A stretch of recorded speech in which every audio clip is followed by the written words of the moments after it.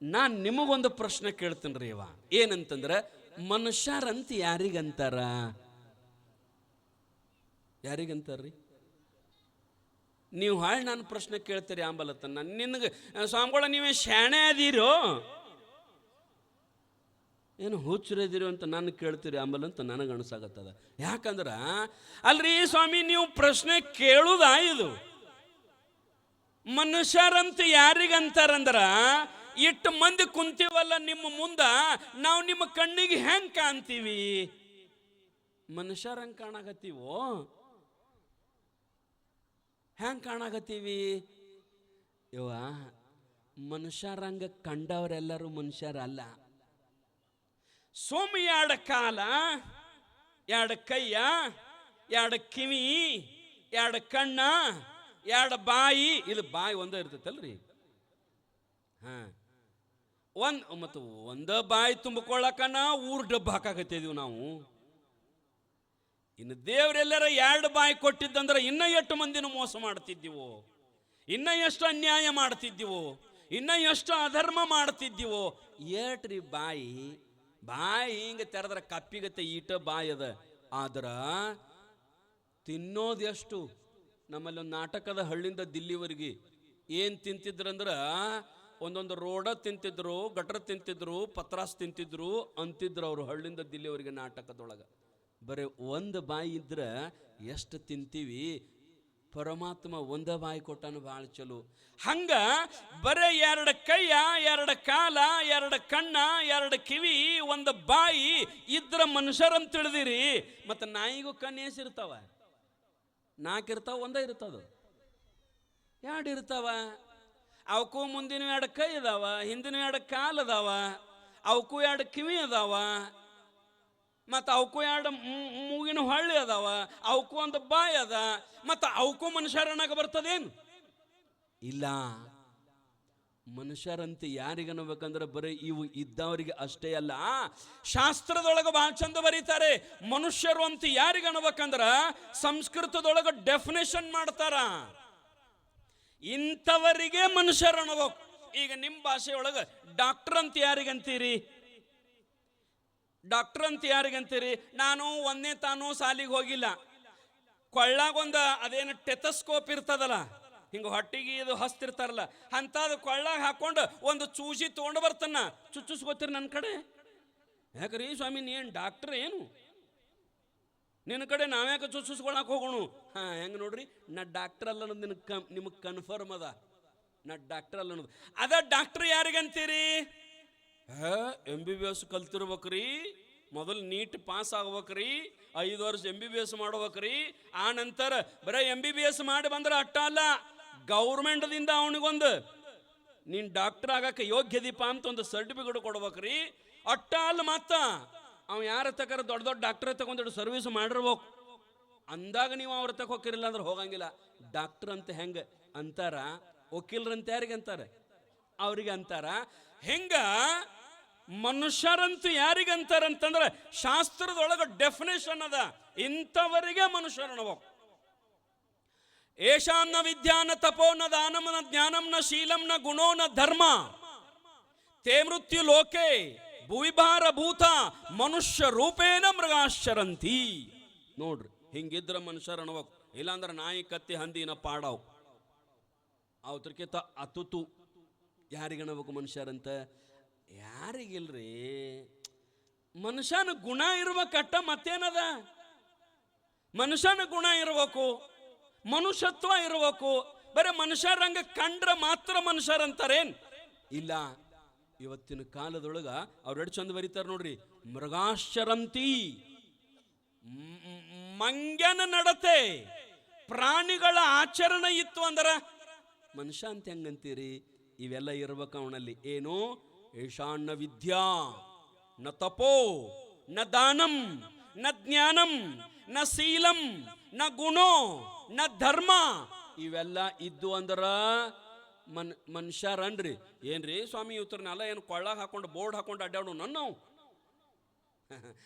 ಮ್ಯಾಲ ಬೋರ್ಡ್ ಹಾಕೋಬೇಡ್ರಿ, ನಿಮ್ಮ ಒಳಗಿವ ಅದಾವೋ ಇಲ್ಲೋ ಅನ್ನೋದು ಮಂದಿಗೆಲ್ಲ ಗೊತ್ತಾಗ್ತದನೆ. ಭಾಳ ಶಾಣ್ಯರದಾರ ಮಂದಿ. ನೀ ಎಟ್ರಾವದಿ, ನೀವು ಎಟ್ರವರದಿರಿ, ನೀವು ಮಾತಾಡಿದರ ನೀವು ಬರೇ ಒಂದಿಟ್ಟು ಉಸುಲು ಬಿಟ್ರ ನಮ್ಮ ಜನ ಗುರ್ತು ಹಿಡಿತಾರ, ಇವ್ ಇಟ್ರ ಅವನೇ ಅದಾನ ಅನ್ನು.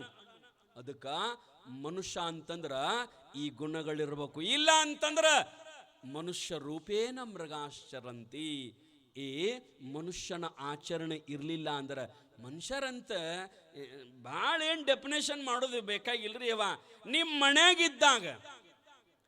ಮನ್ಯಾಗಿದ್ದಾಗ ಹಸು ಅಂತ ಬಂದವನಿಗೆ ಒಂದು ತಣ್ಣ ನೀಡ್ತಿದ್ದಿ ಅಂದ್ರ, ನೀರೋಡಿಕೆ ಅಂತ ಬಂದವಂಗ ಒಂದು ಚರಿಗೆ ನೀರು ಕೊಡ್ತಿದ್ದಿ ಅಂದ್ರ, ನೋವಿನಿಂದ ಕಣ್ಣೊಳಗ ನೀರು ಬಂದ ಸಹಾಯಕ್ಕಾಗಿ ನಿನ್ನ ಹತ್ತಿರ ಬಂದ ಅಂದ್ರೆ ಅವನ ಕಣ್ಣೀರು ಒರೆಸಿ ಅವನಿಗೆ ಸಹಾಯ ಮಾಡ್ತಿದ್ದಿ ಅಂದ್ರೆ ನೀನ ಮನುಷ್ಯನು ಯಪ್ಪ. ಇವಂಗ ಮನುಷ್ಯ ಅನ್ಬೇಕು. ಬಾಗಲ ಹಿಕ್ಕೊಳ್ಳೋಂಗ ಮನುಷ್ಯ ಅನ್ನಕ್ಕೆ ಬರಂಗಿಲ್ಲ, ದೂರ ಹೋಗೋಂಗ ಮನುಷ್ಯ ಅನ್ನಕ್ಕೆ ಬರಂಗಿಲ್ಲ. ಸಂಬಂಧಗಳಿಗೆ ಬೆಲೆ ಕೊಡ್ಬೇಕು. ಹಿಂದಿನ ಕಾಲದ ಜನ ಬುದ್ಧಿವಂತರಿದ್ರು. ಹಿಂದಿನ ಕಾಲದ ಜನ ಸಂಬಂಧಗಳಿಗೆ ಎಷ್ಟು ಕಿಮ್ಮತ್ತು ಕೊಡ್ತಿದ್ರು, ಸಂಬಂಧಗಳನ್ನು ಎಷ್ಟು ಪ್ರೀತಿಸ್ತಿದ್ರು. ನಾ ಹಾಕೊಂಡದ ಅರಿವಿ ಹೊಲಸಾಗೈತಿ ಹಸನೈತಿ ಅನ್ನೋದು ನನಗೆ ಗೊತ್ತಾಗಬೇಕು, ಮಂದಿ ಗೊತ್ತಾಗಬೇಕು. ನಾ ಹಾಕೊಂಡದ ಅರಿವಿ ಹೊಲಸಾಗೈತಿ ಅನ್ನೋದು ನನಗೆ ಗೊತ್ತಾತು ಅಂದ್ರೆ ನಾ ಶಾಣೆ. ನಾ ಹಾಕೊಂಡದ ಅರಿವಿ ನನಗೆ ಅದು ಹೊಲಸಾದದ್ದು ಗೊತ್ತಾಗಲಿಲ್ಲ ಅಂದ್ರೆ ನಾ ಪಕ್ಕ ಹುಚ್ಚನ. ಈಗ ನೋಡ್ರಿ, ನೀವು ಹುಚ್ಚರ ಅಡ್ಡಾಡ್ತಿರ್ತಾರ ನೋಡ್ರಿ, ಅವ್ರ ಅರಿವು ಹೆಂಗಿರ್ತಾವ? ಕೆಟ್ಟ ಹೊಲಸಿರ್ತಾವ, ಕೆಟ್ಟ ನಾರ್ತಿರ್ತಾವ. ಆದ್ರೆ ಏನಂತಂದ್ರೆ ಅವಂಗ ಹೊಲಸಾದದ ಅರಿವಿ ಅವಂಗ ಗೊತ್ತಾಗವಲ್ತದ. ಹಂಗ ಈ ಮನಕವಾಡದ ಜನ ಏನದಿರಿ, ನೀವು ಬಹಳ ಪುಣ್ಯವಂತರು. ಯಾಕಂತಂದ್ರ ಮೊದಲಿನ ಮೃತ್ಯುಂಜಯ ಅಜ್ಜನವರು ಮೌನ ತಪಸ್ವಿಗಳು. ಅವರಂತ ತಪಸ್ವಿಗಳ ನಮ್ಮ ನ್ಯಾಯವಾದಿಗಳು ಹೇಳಿದರಲ್ಲ, ಬಹಳ ದೊಡ್ಡ ತಪಸ್ವಿಗಳು. ನೀನೊಲಿದು ಪಾದವನಿಟ್ಟ ನೆಲವೇ ಸುಕ್ಷೇತ್ರ, ಜಲವೇ ಪಾವನ ತೀರ್ಥ, ಸುಲಭ ಶ್ರೀ ಗುರುವೇ ಕೃಪೆಯಾಗು. ನಾವು ಬೇಡ್ಕೊಂತೀವಿ, ಅನ್ಯ ಜನ ಬೇಡ್ಕೊಂತಾರ. ನೀವು ಬೇಡ್ಕೊಳ್ಳೋದು ಬೇಕಾಗಿಲ್ಲ, ಆಲ್ರೆಡಿ ಬಂದ ಆ ಪುಣ್ಯ ನಿಮ್ಮ ಮಣ್ಣೊಳಗ ಕೂಡ್ಯದ. ಮಣ್ಣೊಳಗ ಪುಣ್ಯ ಕೂಡ್ಯದ ಅಂತ ತಿಳ್ಕೊಂಡಿದ್ದು ಮಣಕವಾಡ ಆಗ್ಯದ. ಈ ಮಣ್ಣಿನ ಕಣಕಣಗಳಲ್ಲಿ ನೀವು ಚಾನಿಸಿ ಹಿಟ್ಟು ಚಾನಿಸ್ತೀರಲ್ಲ, ಹಂಗ ಚಾನಿಸಿದ್ರೆ ಏನು ಬರ್ತದಂದ್ರ ಪುಣ್ಯದ ಕಾಳುಗಳು ಬರ್ತಾವ ಈ ಮಣ್ಣೊಳಗ. ಅಂತಹ ಶಕ್ತಿ ಅದ. ಅದ್ರ ಜೊತೆಗೆ ಆ ನಿರಂಜನ ಜ್ಯೋತಿ ಮೃತ್ಯುಂಜಯ ಅಜ್ಜನವರ ನಂತರ ಅಭಿನವ ಮೃತ್ಯುಂಜಯ ಮಹಾಸ್ವಾಮಿಗಳು.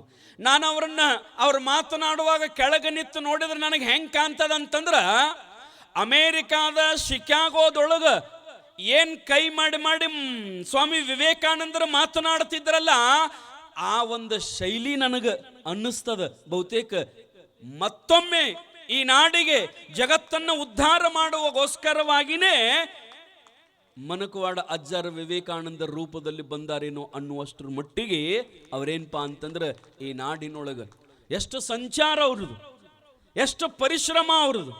ಅಲ್ಲಿ ನಿಂತಿರ್ತಕ್ಕಂಥವ್ರು ಅಜ್ಜರು ಕೂಡ ನಾ ಬರಾಕತ್ತಿದ್ನಿ, ಬರ್ರಿ ನಿಮ್ಮದೈತಿ ಬರ್ರಿ ಅಂತಿದ್ರು. ಯಾ ಸ್ವಾಮಿ ಕರಿತಾನ್ರಿ ಅವ ನಿಮ್ಮನ್ನ? ಎಷ್ಟೋ ಮಟ್ಟಗಳೊಳಗೆ ನಾ ಅನ್ಬಾರ್ದು ಅದನ್ನ. ಮತ್ತು ಯಾಕಂದ್ರೆ ಒಬ್ಬರನ್ನ ಹೊಗಳಕ್ಕೆ ಹೋಗಿ ಒಬ್ಬರನ್ನ ತೆಗೆಳ್ದಂಗೆ ಆಗ್ಬಾರ್ದು. ಎಷ್ಟೋ ಮಂದಿ ಬಂದವ್ರನ್ನ ಕಳಿಸೋರದಾರ, ಬಂದ್ರ ಬಾಗಲ ಹಾಕೊಳ್ಳೋರದಾರ. ಆದ್ರೆ ಮನಿ ಅಡ್ಡಾಡಿ ರೋಡ್ನ್ಯಾಗ ಅಡ್ಡಾಡಿ ಬರ್ರಿ ಅಂತ ಕರೆಯುವ ಸ್ವಾಮಿಗಳು ಯಾರಾದರೂ ಇದ್ರ ಅದು ನಿಮ್ಮ ಮನಕವಾಡದ ಮಹಾಸ್ವಾಮಿಗಳು, ಅಭಿನವ ಮೃತ್ಯುಂಜಯ ಮಹಾಸ್ವಾಮಿಗಳು. ಇದನ್ನ ನೀವು ನಾ ಹೆಂಗ ಮೈಕ್ ಹಚ್ಚಿ ಹೇಳಾಕತ್ತೀನಲ್ಲ, ಮೈಕ್ನಾಗ ಕೂಗಿ ನಾ ಹೆಂಗೆ ಹೇಳಕತ್ತೀನಲ್ಲ, ಹಂಗ ಪ್ರತಿಯೊಬ್ಬ ಮನಕವಾಡದ ಬಾಯಿಗಳು ಇಡೀ ನಾಡಿನೊಳಗೆ ಬಿಚ್ಚಬೇಕು ಬಾಯಿಗಳನ್ನ. ನಮ್ಮ ಬಾಯಿಂದ ಹಿಂಗ ನಮ್ಮಪ್ಪ ಅವರದಾರಂತ ಹೇಳಬೇಕು ನಾವೆಲ್ಲ ತಾಯಂದಿರ. ಆದ್ರೆ ಮನಕವಾಡದ ಎಲ್ಲ ಸದ್ಭಕ್ತರಿಗೆ ನನ್ನ ವಿನಂತಿ ಏನಂತಂದ್ರ, ಅಪ್ಪವರ ನೋವನ್ನ ನಾವು ಮಾಯಿಸ್ಬೇಕು, ಅದನ್ನು ಮಾಯಿಸ್ಬೇಕು. ಮನಕವಾಡದ ಪ್ರತಿಯೊಬ್ಬ ಪುರುಷ ಇವತ್ತಿನಿಂದ ಟೊಂಕ ಕಟ್ಟಿ ನಿಂದ್ರೋಣ ನಾವು ಈ ಕಾರ್ಯಕ್ರಮಕ್ಕೆ. ಇಲ್ಲಿ ಕಸ ಹೊಡೆದ್ರ ನಿಮಗೆ ಪುಣ್ಯ ಎಷ್ಟು ಬರ್ತದಂದ್ರ ನಿಮ್ಮ 7 ಜನ್ಮಗಳಲ್ಲಿ ನಿಮ್ಮ ಮನೆಯೊಳಗೆ ಅಣ್ಣ ತಪ್ಪಂಗಿಲ್ಲ. ಬರೇ ಒಂದು ಸಾರಿ ಈ ಮಠದೊಳಗೆ ಕಸ ಹೊಡೆದ್ರ ನೀವು ಮಣಿ ಕಸ ಸಾಯುತಕ ಹೊಡೆದ್ರು ಪುಣ್ಯ ಬರಂಗಿಲ್ಲ. ನಿಮ್ಮ ಮನೆಯಾಗ ಎಮ್ಮಿ ಹೆಂಡಿ ನೀವು ಸಾಯುತಕ ತೆಗೆದ್ರು ನಿಮಗ ಪುಣ್ಯ ಬರಂಗಿಲ್ಲ. ಆದ್ರ ಮನಕವಾಡದೊಳಗ ಬರೇ ಬಂದಿರತಕ್ಕಂಥ ಭಕ್ತರಿಗೆ ಪ್ರಸಾದ ನೀಡಿದರ ನಮ್ಮಲ್ಲಿ ಅನ್ನದಾನೇಶ್ವರ ಮಹಾಸ್ವಾಮಿಗಳಂತಾಗಿ ಹೋದ್ರು. ಎಲ್ಲಿ ಜಮಖಂಡಿ ತಾಲೂಕದೊಳಗ. ಅದು ಯಾವ ಊರಂತಂದ್ರ ಬಂಡಿಗಣಿ. ಅವ್ರ ಜೊತೆಗಿರ್ತಕ್ಕಂಥ ಭಕ್ತರು ಎಂಥವ್ರಂತಂದ್ರ ಯಾರಾದರೂ ಸದ್ಭಕ್ತರು ಪ್ರಸಾದ ಮಾಡಿ ತಾಟ ತಗೊಂಡು ಬಂದರೆ ಅವ್ರು ನಿಂದಿರ್ತಿದ್ರು.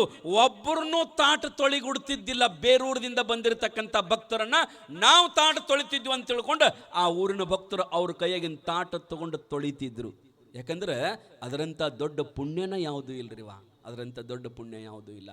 ನಮಗೇನಂತಂದ್ರೆ ನಮ್ಮ ಜನ್ಮ ಸಾರ್ಥಕ ಆಗಬೇಕಾಗಿತ್ತು ಅಂದ್ರೆ, ಈ ಮನುಷ್ಯ ಜನ್ಮ ಉದ್ಧಾರ ಆಗಬೇಕಾಗಿತ್ತು ಅಂತಂದ್ರೆ ನಾವು ಬರೇ ಮನ್ಯಾಗ ಹೆಂಡತಿ ಕೂಡ, ಮನ್ಯಾಗ ಮಕ್ಕಳು ಕೂಡ, ಮನ್ಯಾಗ ನಮ್ಮ ಎಮ್ಮಿ ಕೂಡ ನಾವು ಅಲ್ಲೇ ಕುಂತೀವಂತಂದ್ರೆ ನಾವು ಮುಂದೆ ಮತ್ತೆ ಎಮ್ಮಿಯಾಗಿ ಹುಟ್ಟುವುದಾಗುತ್ತದ, ನಾಯಿಯಾಗಿ ಹುಟ್ಟುವುದಾಗುತ್ತದ, ಹಂದಿ ಕತ್ತಿಯಾಗಿ ಹುಟ್ಟುವುದಾಗುತ್ತದ. ನಾವು ಮನುಷ್ಯರಾದದ್ದಕ್ಕೆ ಸಾರ್ಥಕತೆ ಆಗಬೇಕಾಗಿತ್ತು ಅಂತಂದ್ರೆ ಇಲ್ಲಿ ಬಂದು ಸೇವಾ ಮಾಡಬೇಕು. ಈ ಸೇವೆಯ ಸೌಭಾಗ್ಯ ಎಲ್ಲರಿಗೂ ಸಿಗಂಗಿಲ್ರಿ ಅಪ್ಪ, ಸಿಗಂಗಿಲ್ಲ. ಏನೋ ನಿಮ್ಮೂರವ್ರಿಗೆ ಸಿಕ್ಕದ ಅದನ್ನು ನಾವು ಉಪಯೋಗ ಮಾಡ್ಕೋಬೇಕು, ಅದನ್ನು ನಾವು ಸಾರ್ಥಕತೆ ಮಾಡ್ಕೋಬೇಕು. ಅಂತಹ ಪರಮ ಪೂಜ್ಯರು ಈ ಜನ್ಮ ಸುಮ್ಮನೆ ಹೋಗ್ಬಾರ್ದ್ರಿ ಅವ. ಮನುಷ್ಯ ಜನ್ಮವನ್ನು ಪರಮಾತ್ಮ ಎದಕ್ಕೆ ಕೊಟ್ಟಾನಂತೀರಿ? ಶರಣರು ಹೇಳ್ತಾರಲ್ಲ, ಕಾಯದಿಂದ ಲಿಂಗ ದರ್ಶನ, ಕಾಯದಿಂದ ಜಂಗಮ ದರ್ಶನ. ಈ ಶರೀರ ಎದಕ್ಕೆ ಬಂದದಂತಂದ್ರ ಕೂಡಲ ಸಂಗಮ ದೇವರ ನೊಲಿಸ ಬಂದ ಪ್ರಸಾದ ಕಾಯ ಕೆಡಿಸಲಾಗದು. ಅಂತಹ ಮನುಷ್ಯ ಜನ್ಮದ ತಾಯಂದಿರ ಇದು. ಇದನ್ನ ಸಾರ್ಥಕತೆ ಮಾಡ್ಕೋಬೇಕಾದ್ರೆ ಮನ್ಯಾಗ ತೊಳೆದ್ರ ಬರಂಗಿಲ್ಲ. ನೀ ಸಾಯುತಕ ಮನ್ಯಾಗ ಬಾಂಡೆ ತೊಳೆದ್ರು ಮತ್ತ ಗಂಡು ಒಂದು ಮಾತು ಅಂತಾನೆ. ನೀ ಸಾಯುತಕ ಅನ್ನ ಸಾರ ಪಲ್ಯ ಮಾಡಿದ್ರು ಮತ್ತೊಂದು ಅಂತಾನಂತ ಅನ್ನೋದು ಮಾಡೋದು ಬಿಟ್ಟಿರಿ ಮತ್ತೆ ಉಪವಾಸ ಸಾಯುದಾಗ್ತದ. ಮಾಡಬೇಕೇ ಹೆಂಗ ಇದ್ರು. ಆದ್ರೆ ಅಲ್ಲಿ ಏಟ ಮಾಡಿದ್ರೂ ಪುಣ್ಯ ಬರಂಗಿಲ್ಲ. ಇಲ್ಲಿ ಬರೀ ಒಂದು ದಿನ ಮನಕವಾಡ ಮಠದಾಗ ಬಂದ ಅಡಿಗೆ ಮಾಡಿದ್ರೆ ಆ ನಿನ್ನ ಆಯುಷ್ಯದೊಳಗ 100 ವರ್ಷದ ಆಯುಷ್ಯದೊಳಗ ಒಂದು ದಿನ ಮನಕವಾಡದಾಗ ಏನು ನೀವು ಮಠದೊಳಗೆ ಬಂದು ಸೇವಾ ಮಾಡಿರ್ತೀರಲ್ಲ, ಆ ಒಂದು ದಿನ ಭಗವಂತ ತನ್ನ ಡೈರಿಯೊಳಗೆ ಬರ್ಕೋತಾನಂತ. ನೀವು ಮಾಡಿದ ಸೇವೆಯನ್ನ ಭಗವಂತ ಡೈರಿಯೊಳಗೆ ಬರ್ಕೋತಾನಂತ. ನೀವು ಸಾಯುತಕ ನಿಮ್ಮ ಮನ್ಯಾಗ ಕೆಲಸ ಮಾಡಿದ್ದು ಒಂದು ದಿನಾನೂ ಬರಂಗಿಲ್ಲವ, ಇಲ್ಲಿ ಮಾಡಿದ್ದು ಮಾತ್ರ ಬರಿತಾನಂತ. ಆ ರೀತಿಯೊಳಗ ಈ ಮನುಷ್ಯ ಜನ್ಮ ಬಂದದ್ದು ಬಹಳ ಶ್ರೇಷ್ಠ. ಇದು ಸುಮ್ಮನೆ ಬಂದಿಲ್ಲ. ಮತ್ತು ನಿಮಗೆಲ್ಲ ಈ ಜಗತ್ತಿನೊಳಗ ಒಂದು 3 ದುರ್ಲಭ ಅಂತ ಹೇಳ್ತಾರೆ ಆದ್ಯ ಜಗದ್ಗುರು ಶಂಕರಾಚಾರ್ಯರು. ಸಿಗಲಾರದ ವಸ್ತುಗಳು ಒಂದು 3 ವಸ್ತುಗಳು. ತ್ರಯಂ ಏವ ತದ್ ದೇವಾನುಗ್ರಹ ಹೇತುಕಂ. ಆದ್ಯ ಜಗದ್ಗುರು ಶಂಕರಾಚಾರ್ಯ ಬರೀತಾರೆ, ಭಗವಂತನ ಅನುಗ್ರಹ ಇರಲಿಲ್ಲ ಅಂದ್ರೆ ಆ 3 ವಸ್ತುಗಳು ಒಟ್ಟು ಸಿಗಂಗಿಲ್ಲಂತ. ತ್ರಯಂ ಏವ ತದ್ ದೇವಾನುಗ್ರಹ ಹೇತುಕಂ. ಭಗವಂತನ ಆಶೀರ್ವಾದದಿಂದ, ಭಗವಂತನ ಕೃಪೆಯಿಂದ, ಭಗವಂತನ ಕರುಣೆಯಿಂದ ಮಾತ್ರ ಆ 3 ವಸ್ತುಗಳು ಸಿಗುತ್ತವ. ಅವು 3 ವಸ್ತುಗಳು ಯಾವ ಅಂತಂದ್ರೆ, ಒಂದನೇದ್ದು ಮನುಷ್ಯತ್ವಂ, ಮುಮುಕ್ಷತ್ವಂ, ಮಹಾಜನರ ಸಂಶ್ರಯ. ಇವು 3 ತಿಳ್ಕೊಂಡ್ರೆ ಅಂದ್ರೆ ನಿಮ್ಮ ಜೀವನನ ಉದ್ಧಾರ ಆಗಿ ಹೋಗಿಬಿಡ್ತದೆ ನೋಡ್ರಿ. ಇವು 3 ತಿಳ್ಕೋಬೇಕು. ಒಟ್ಟು ಏನೇನು? ಒಂದನೇದ್ದು ಮನುಷ್ಯತ್ವಂ. ಪರಮಾತ್ಮ ಈ ದೇಹವನ್ನು ಕೊಟ್ಟಾನಲ್ಲ, ಈ ಶರೀರ ಯಾರು ಕೊಟ್ಟಾರಂತೀರಿ? ಈ ಮನುಷ್ಯ ಜನ್ಮ ಯಾರು ಕೊಟ್ಟಾರಂತೀರಿ? ಪರಮಾತ್ಮ ಕೊಟ್ಟಾನ ಈ ಮನುಷ್ಯ ಜನ್ಮವನ್ನು. ಅದು ಎಷ್ಟು ಚಲೋ ಕೊಟ್ಟಾನ ನೋಡ್ರಿ. ಈ ಊರಾಗ 8 ಮಂದಿ ಕುಂಟ್ರಿಲ್ಲ, 8 ಮಂದಿ ಕುಡ್ರಿಲ್ಲ, 8 ಮಂದಿ ಕೈ ಇಲ್ದವರಿಲ್ಲ. ಅವರೆಲ್ಲರಿಗೂ ಹಂಗೆ ಕೊಟ್ರ ನಿಮಗೆ 2 ಕೈಯ, 2 ಕಾಲ, 2 ಕಣ್ಣ ಎಲ್ಲನೂ ಕೊಟ್ಟಾನ ಪರಮಾತ್ಮ. ಎಲ್ಲನೂ ಕೊಟ್ಟಾನಂತಂದ್ರೂ ಕೂಡ ನೀವೇನ್ಪ ಅಂತಂದ್ರ ಈ ಜನ್ಮವನ್ನು ಸಾರ್ಥಕತೆ ಮಾಡಿಕೊಳ್ಳಲಿಕ್ಕೆ ನಮಗೆ ಆಗ್ತಾ ಇಲ್ಲ. ಅದಕ್ಕೆ ಮನುಷ್ಯ ಜನ್ಮ ಅಂತಂದ್ರೆ ಬಹಳ ಶ್ರೇಷ್ಠವಾಗಿರತಕ್ಕಂಥದ್ದು. ಈ ಮನುಷ್ಯ ಜನ್ಮವನ್ನು ನಾವು ಸಾರ್ಥಕತೆ ಮಾಡಿಕೊಂಡಿವಿ ಅಂತಂದ್ರೆ ಇನ್ನೊಮ್ಮೆ ಈ ಜನ್ಮ ಇಲ್ಲಿ ಬರೋದಿಲ್ಲ, ಮೋಕ್ಷ ಅಂತಕ್ಕಂಥದ್ದಾಗುತ್ತದೆ ತಾಯಂದಿರ. ಅದಕ್ಕೆ ಮನುಷ್ಯರಾಗಬೇಕು. ನಿಮ್ಗೊಂದು ಪ್ರಶ್ನೆ ಕೇಳ್ತೀನಿ ನಾನು. ಯಾಕ್ರಿ ಸ್ವಾಮಿ ನಿಮ್ಗೇನು ಪ್ರಶ್ನೆ ಕೇಳಕ್ಕೆ ಕರ್ಸಿವೋ, ಏನು ಪ್ರವಚನ ಹೇಳಕ್ಕೆ ಕರ್ಸಿವೋ ಅಂತಂದಿರಿ. ಶಾಲ್ಯಾಗ ಕೇಳ್ತಾರೆ ಪ್ರಶ್ನೆ ಹುಡುಗರಿಗೆ. ನೀವೇನು ಸರ, ನಾವೇನು ಹುಡುಗರ ಪ್ರಶ್ನೆ ಕೇಳಾಕ ಉತ್ತರ ಹೇಳಾಕ? ಹುಡುಗರಂತ ತಿಳ್ಕೊಬೇಡ್ರಿ ಅವ, ನೀವು ದೊಡ್ಡವ್ರ ಇರ್ರಿ. ಆದರೂ ನಿಮಗೊಂದು ಪ್ರಶ್ನೆ ಕೇಳ್ತೀನಿ ನಾನು. ಶಾಲ್ಯಾಗ ಹುಡುಗರಿಗೆ ಸರ್ ಕೇಳ್ತಿರ್ತಾರೆ ನೋಡ್ರಿ. ಒಬ್ಬ ಹುಡುಗನಿಗೆ ಸರ್ ಕೇಳಿದನಂತ, ತಮ್ಮ ಆಕಳು ಕಪ್ಪಾದರೆ ಹಾಲು ಕಪ್ಪೆ. ಇದು ಪ್ರಶ್ನೆನ ರೀ, ನಿಮ್ಗೆ ಗೊತ್ತಾಗ್ತದಲ್ರಿ. ಆಕಳ ಕಪ್ಪಾದ್ರೆ ಹಾಲು ಕಪ್ಪೆ ಅಂತ ಪ್ರಶ್ನೆ ಕೇಳಿದ್ರಂತ ಸರ್. ಅಂದ್ರೆ ಇದರ ಅರ್ಥ ಏನು?